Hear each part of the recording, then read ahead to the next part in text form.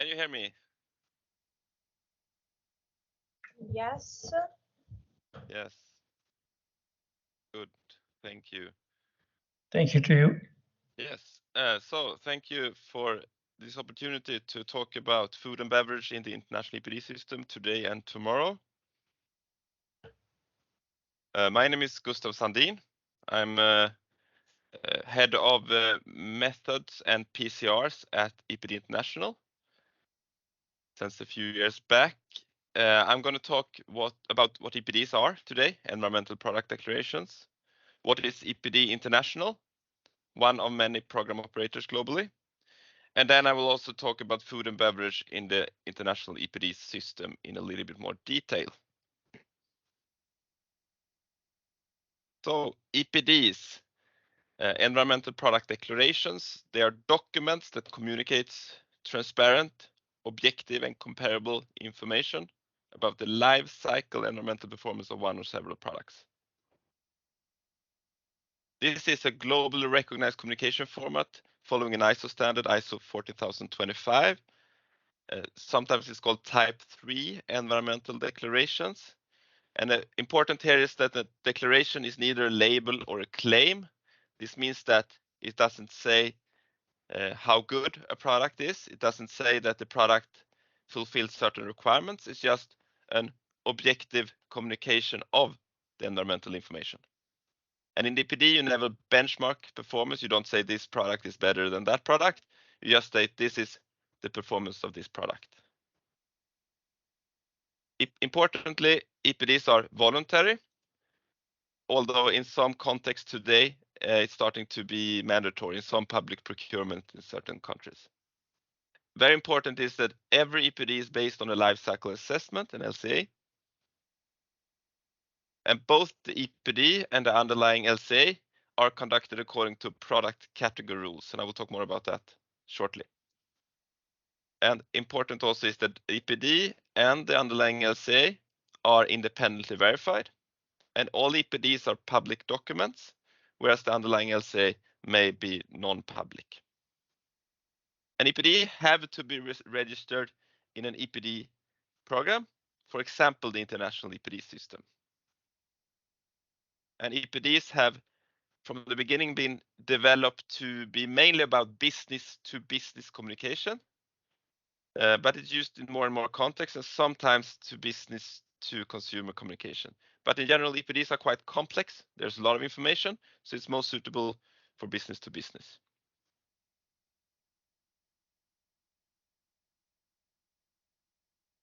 Briefly about how to develop an EPD. First, when you develop an EPD as a manufacturer, most often, you select a PCR in the PCR library, depending on which product you're going to do an EPD for. If there's no PCR available, you can also develop the PCR according to a set, open, transparent process. When you have selected a PCR, you conduct an LCA according to this PCR. You transfer the LCA information into an EPD format. You verify both the LCA and the EPD. This can be done by independent verifiers or accredited verification bodies. And then you publish, register and publish the EPD, for example, in the International EPD system. And today, all EPDs are in a PDF format, but they can also be available in machine-readable formats to facilitate use in different digital ways. A PCR is then the document that provides the rules, requirements, and guidelines for developing an EPD for a specific product category. Each program operator has general program instructions, which sets the overall rules of how to run the program and how to conduct LCA and what shall be in the EPD. Then the PCR set more specific requirements for a product category. Within EPD International, we have about 130 valid PCRs, which is the largest PCR library in the world, where 25 are on food or beverage products. For example, the 5 we listed here are soft drinks, fish and fish products, arable and vegetable crops, and so on. The PCRs are developed in open, transparent, and participatory process. It's developed by a PCR committee, which can be any stakeholder of the product category. The work is led by a PCR moderator, And in an open consultation, any stakeholders can contribute and comment on the draft of the PCR. When it comes to food and beverage products, there are many Italian companies and universities that contributed to our PCR development. For example, the organizers today, University of Milano and LCA Mapping, but also Quota 7, which we heard from earlier today, Studio Fesce, Studio LCE, to name a few of all the Italian contributors. Especially in the food and beverage sector, the Italian LCA community has been and are continuing to be very important. So if you go to our website, www.environdec.com, you will find that you can search in our EPD library for our 3,700 EPDs. And this is how it looks like if you filter on food and beverage. And then you can click on the first here. Let's do that.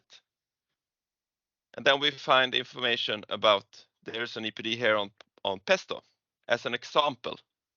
Here you can see when it was registered, how long it's valid, who is the owner of this EPD, Barilla in this case, and you can download the EPD document. An EPD document is roughly 30, 40 pages. I will show a few from this EPD. The EPD shows information about the brand and the product, basics. It shows how the LCA has been performed, which life cycle stages that were included, and a brief explanation usually of each part of the life cycle. And then most importantly, the core part of the EPD is the environmental results, which shows the environmental performance in a number of indicators. Here are some of the indicators typically seen. So here we have climate impact, acidification, eutrophication impact, etc., etc. And the results are divided into upstream, core, and downstream, as well as the total results. And all these have been calculated according to the set product category rules for this product category. And today there are more than 3,700 registered EPDs in our system. We are about 211 or 6% are EPDs of food and beverage products. And the number of covered products is much higher as one EPD can contain several products. In addition to this, we have EPDs of related products like food packaging, tableware and kitchenware, for example. And as you see, EPDs can look in many different ways. You can design it according to your own wishes. There are many reasons for developing EPDs. It's more and more required by downstream companies that expect you to deliver environmental information in a certain format, and it has to be verified, and then EPD is a very good format for this. Sometimes it's a legal compliance, for example, to be part of a green public procurement. Sometimes it's required by certification schemes, etc. There are also internal drivers, of course. Let's talk a little bit more about EPD International then, one of about 50 program operators globally. EPD International is the company name. Our EPD program is called the International EPD System. We are the first EPD program in the world. We founded in Sweden in 1997, and in 1998, the first EPD was published on hydropower. So we invented the EPD and the term PCR. It was called PSR back then, but today it's called PCR. Since 8 years back, we are fully owned subsidiary of IVL Swedish Environmental Research Institute. And our taglines are that we want to make quality EPD services as credible, accessible, and affordable as possible. So we work a lot with digital solutions to make the LCA, conducting the LCA easier and conducting the EPD easier and the verification process easier. Any organization, no matter its size, location, industry, has the right to publish EPDs, we think, in a sensible, simple, and affordable way, and therefore we act towards all sectors. We have PCRs covering all kinds of sectors, and we work globally. So our global approach means that we have licensees represented in all major markets and continents globally. Here you can see them. For example, EPD Argentina, which is one of our newest. Brazil, Latin America, our North American EPD system, which is also quite recent, etc. Our PCRs are considered best in practice in the market, We also have the largest PCR library. And we work a lot with harmonization and standardization. And our long-term aim is to have one PCR for all within a product category. Today, there are still several PCRs for a product category, typically, because of the existence of many program operators. But we work together with other program operators with mutual recognition agreements in order to use each other's PCRs instead. We want to minimize trade barriers and enable fair comparison of results in the same product categories globally. And we work a lot with digital solutions. A little bit on food and beverage in the International EPD system. As I said, food and beverage products are today 6% of our EPDs. This is our second largest sector. Construction products is the largest one. Italy is the most common country from which the EPD owners is in this sector. This 6% do not include EPDs of packaging for food and beverage, for example, or food services. So they are outside this 6%. A short history about food and beverages in our EPD system. Our third PCR ever was published in 1999. It was on dairy transport. You can see it here on screen. In 2002, our first PCR on a food product was released. It was a PCR on seasoning. You can see here. So food products and related services have been with us from the start. And our oldest PCRs of the sector that is still valid today is this PCR from 2010 on uncooked pasta, not stuffed or otherwise prepared. And today we have 211 valid EPDs, as I said. We have about 25 valid PCRs, plus other PCRs relevant to the agri-food sector, such as the one on packaging and the tableware and kitchenware PCR, which was published earlier this year. And 3 more PCRs are under development: functional food ingredients, soft drinks, which is published any day now if it wasn't published today. And then we also have a main PCR being developed. And I will talk about that a little bit more in a second. And to all these developments, our Italian stakeholders have been important in driving the development and influencing the PCRs. I'm home with my daughter today, who is 6, so I will. You want to come? She's watching TV, but yeah, she will continue to watch TV. But if she jumps up into my lap, you know who she is. So, food and beverages in the international EPD system in the future. We see increased interest in transparent third-party verified environmental information, EPDs, from customers and legislators in all sectors worldwide. This is emphasized by law cases recently in Europe in other sectors, which has been cracking down on green claims not backed up by credible LCAs. And this can be avoided with EPDs. We can also see that we are moving from many standalone PCRs to one main PCR for food and beverage products. So that's what we're developing now. This one main PCR will set the overall sector-wide rules for all EPDs of food and beverage products, including upstream products. This means that you can, regardless of product category, you can publish an EPD. You don't have to wait on a PCR being developed. We will cover all food and beverage products. This will also lead to greater harmonization within the sector. It will be much easier for EPD owners and EPD developers to handle and keep track of rules in one document instead of 25 different documents. And this one main PCR will be complemented by complementary PCRs for more specific product categories. So when we'll have a main PCR, it will be possible to declare based on the declared unit, but to use this functional unit, you will need a CPCR. The CPCR might also give more specific rules on allocation and system boundaries, for example.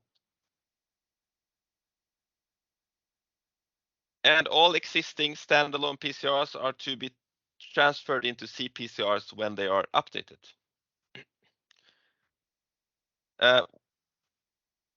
When we develop this main PCR and in the PCR committee, we can see involvement of several partners outside Italy now. And this is a trend we see in the future. We see growing interest, especially in Argentina, for example. a very important exporting country in the food sector, as you know. And it's from Argentina that the PCR moderator is for this main PCR, Barbara Civit. And the PCR committee includes, as you see here, many organizations, including the organizers today. And soon there will be an open consultation that will start, and then anyone can comment on the draft of this main PCR. So we welcome anyone. If you want an invitation to this, please send me an email and I will make sure you get the invitation. This will also be on our website, so you can see when it's out. And it's a 2-month period in which anyone can contribute. So this is to illustrate this very important step for us, going from many different PCRs to one main PCR, complemented by smaller documents only specifying the details for example, pasta or grain meal products or wine, etc. And this main PCR will be published next year. And as I said, you can contribute in the open consultation to this main PCR, but also if you have ideas about CPCRs that you think should be developed, you may contact us and form a committee, and you can become the PCR moderator if you have sufficient skills. And you can read more about how this process is and how you can contribute in PCR developments at our website. Thank you for listening.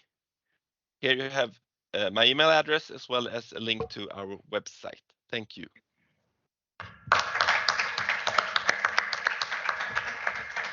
Thank you so much to you, Mr. Sandin. We have some question here or not?